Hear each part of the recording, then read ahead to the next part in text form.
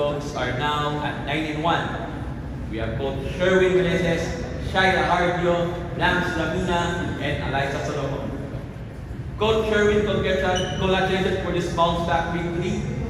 Parang na-reset lang yung after you lost to UP. So, what can you say about your team's effort? Especially, kailangan pa rin kayo mag number 1 para makuha yung question. Siyempre, thankful talaga kami kasi nakarecover kami from last game. Hindi naman yung pinaka-importante talaga. So, nakarecover kami sa loss namin.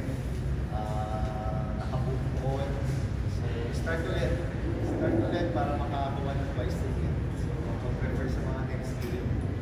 And, syempre, marami pang laro. Talaga makapokus kami lahat sa ginagawa ng team.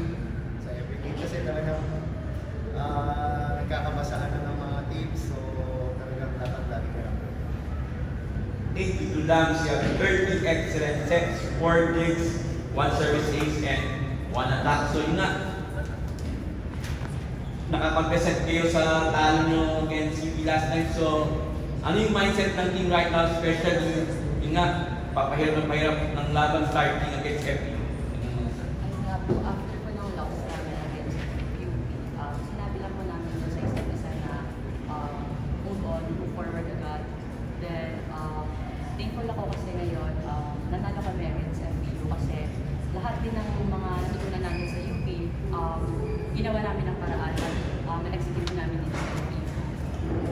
Dig Shaira, you collected 27 digs and 12 receptions.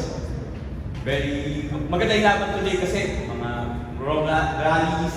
So, ano masasabi nyo na yun nga, nalo kayo, nakabawi kayo from the loss against UP? Hindi naman po kasi nagtatrabaho namin.